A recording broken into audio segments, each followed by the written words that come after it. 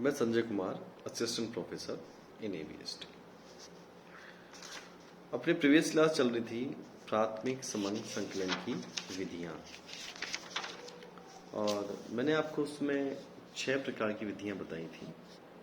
प्रत्यक्ष व्यक्तिगत अनुसंधान, दूरभाष से संपर्क विधि, अप्रत्यक्ष मौखिक अनुसंधान, स्थानीय स्रोतों या संवाददाताओं द्वारा सूचना प्राप्ति, 5वां सूचकों द्वारा प्रश्नावलियां भरवाकर, और 6ठा प्रगणकों द्वारा अनुसूचियां भरकर।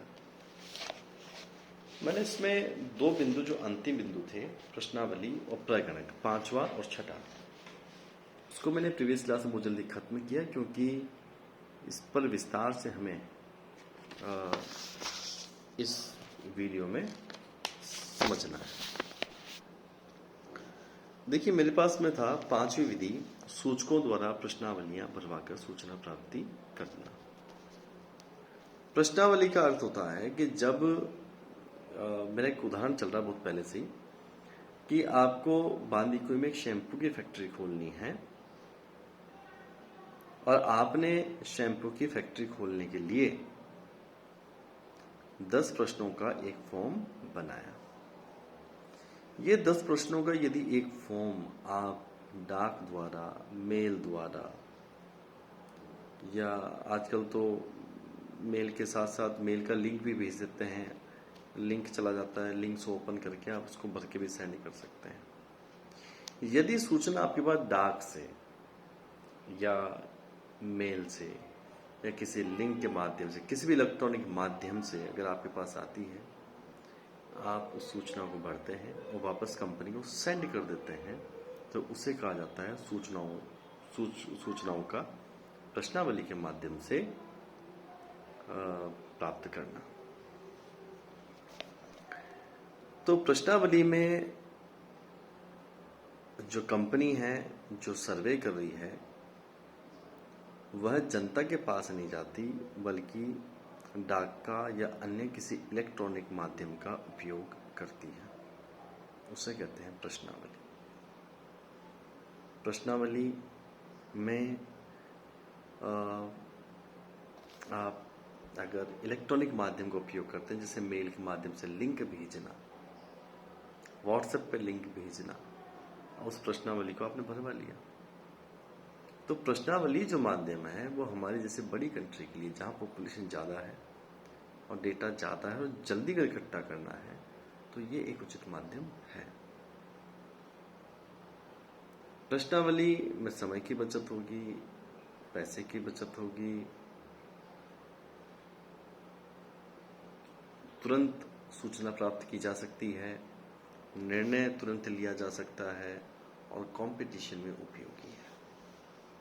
5 बिंदु में दूसरा आता है प्रगणकों द्वारा अनुसूचियां भरना। अनुसूची को अंग्रेजी में कहते हैं शेड्यूल। यदि आप वो फॉर्म बनाकर आप पोस्ट नहीं करें, डाक से नहीं भेजें, मेल नहीं करें, व्हाट्सएप नहीं करें, कोई लिंक नहीं भेजें, बल्कि कंपनी का कर्मचारी या प्रतिनिधि बांदीकुई के प्रत्येक घर में जाएगा और प्रत्येक घर से वो फॉर्म भरवा के ही लाएगा, तो उसे हम कहेंगे अनुसूची।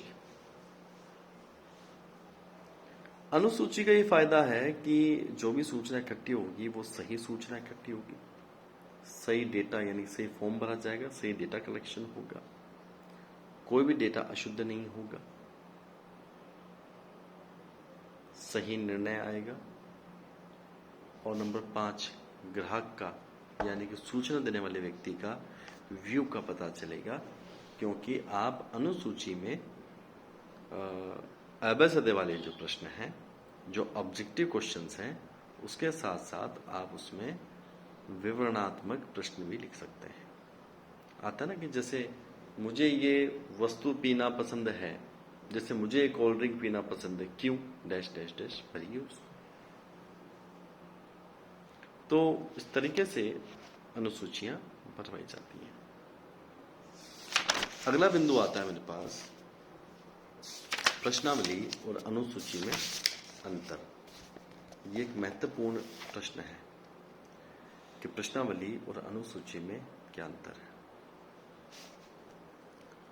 पहला अंतर है, प्रश्नावली में अवैध वाले प्रश्न होते हैं, वस्तुनिष्ठ प्रश्न होते हैं, जबकि अनुसूची में वस्तुनिष्ठ के साथ साथ डेस्क्रिप्टिव जो विवरणात्मक प्रश्न हैं, श्लोगों वाले जो प्रश्न हैं वो हो सकते हैं। अंतर नंबर 2, प्रश्नावली डाक के माध्यम से या किसी ऑनलाइन माध्यम से जनता को भेजी जाएगी, इसलिए प्रश्नावली का जो माध्यम होगा भेजने का वो डाक या अन्य कोई इलेक्ट्रॉनिक माध्यम हो सकता है, जबकि अनुसूची के लिए कंपनी या कंपनी का प्रतिनिधि स्वयं जनता के पास जाएगा और सूचना इकट्ठी करेगा, अर्थात समंग इकट्ठे करेगा।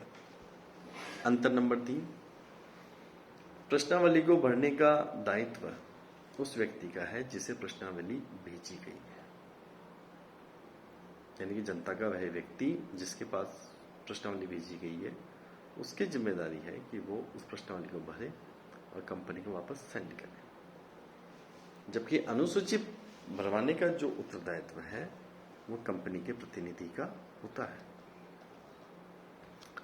अंतर नंबर 4, प्रश्नावली में सूचना प्रदान करने वाले व्यक्ति से कोई प्रत्यक्ष संबंध नहीं होता, जबकि अनुसूची में उसके घर जाके सूचना एकत्रित की जाएगी, इसलिए उससे व्यक्तिगत संबंध होता है। अंतर नंबर 5, प्रश्नावली का उपयोग आप विस्तृत क्षेत्र में कर सकते हैं, जबकि अनुसूची का प्रयोग आप विस्तृत क्षेत्र में नहीं कर सकते हैं, क्योंकि इसमें घर के जाना पड़ेगा। इसलिए आप अनुसूची का उपयोग तो कर सकते हैं, लेकिन एक लिमिटेड एरिया में कर सकते हैं, और दूसरा अनुमान विधि का माध्यम आपको चुनना होगा। जैसे बांदीकुई में मान लीजिए 50,000 लोग रहते हैं या 50,000 घर हैं, तो आप केवल 25,000 घर का सर्वे कर लीजिए और 50 का डिसीजन मान लीजिए। तो ये हो गया अनुसूची का प्रयोग करना, और वो भी अनुमान विधि के माध्यम से। अंतर नंबर 6, प्रश्नावली समय की बचत है, जबकि अनुसूची समय की बचत नहीं है। अंतर नंबर 6, प्रश्नावली में धन की बचत होगी, जबकि अनुसूची में धन खर्च होता है, यानी व्यय होता है। विश्वसनीयता या शुद्धता, प्रश्नावली को आपने भेजा, सूचना देने वाले ने उसे भरा, सही भरा गलत भरा हमें पता नहीं चलता, इसलिए प्रश्नावली में शुद्धता की कमी हो सकती है, जबकि अनुसूची में शुद्धता की कोई कमी नहीं होती है। प्रश्नावली में जो भी प्रश्न होंगे सीधे सीधे पूछे जाएंगे, जबकि अनुसूची में प्रश्न श्लोगन वाले हो सकते हैं, चित्र वाले हो सकते हैं, और किसी संकेत का भी उपयोग करके प्रश्न किया जा सकता है। इस प्रकार आपको प्रश्नावली और अनुसूची में अंतर पढ़ने हैं। अगला बिंदु आता है द्वितीयक समंकों का संकलन। द्वितीयक समंक पहले से ही उपलब्ध होते हैं। इसके 2 स्रोत होते हैं, प्रकाशित और अप्रकाशित स्रोत। प्रकाशित स्रोत क्या होंगे? अंतर्राष्ट्रीय प्रकाशन हो सकता है, सरकारी प्रकाशन हो सकता है, जिससे रिजर्व बैंक की बुलेटिन्स आती हैं, भारतीय सांख्यिकी की रिपोर्ट्स आती हैं। अर्ध सरकारी प्रकाशन भी होते हैं, जैसे नगर पालिका, नगर निगम से अगर आपको सूचनाएं चाहिए तो वो भी आपको मिल जाती हैं। जो भी व्यापारिक संस्थाएं हैं, परिषदें हैं, श्रम संघ है, वाणिज्य संघ है, इनसे भी आपको सूचनाएं मिल जाती हैं। अनुसंधान संस्थाओं से आपको सूचनाएं मिल जाती हैं। पत्र पत्रिकाएं हो सकती हैं, न्यूज़पेपर हो सकती हैं, व्यक्तिगत कोई मैगजीन हो सकती है, या व्यापार का कोई प्रलेख या ऑनलाइन कोई प्राप्त रिकॉर्ड हो सकता है, वाणिज्यिक रिकॉर्ड हो सकता है, वो सब कहलाती हैं प्रकाशित सूचनाएं। अप्रकाशित सूचनाएं वे होती हैं जिसमें कंपनी अपने किसी भी व्यवसायिक रिकॉर्ड का, जैसे चाहे वो ट्रेडिंग हो, P&L हो, बैलेंस शीट हो, सेल्स का रिकॉर्ड हो, प्रोडक्शन का रिकॉर्ड हो, मार्केट सर्वे की कोई रिपोर्ट हो, वो प्रकाशित नहीं करती है, वो कंपनी के पास गोपनीय तरीके से अपने पास ही रहती है। ऐसी सूचनाओं को हम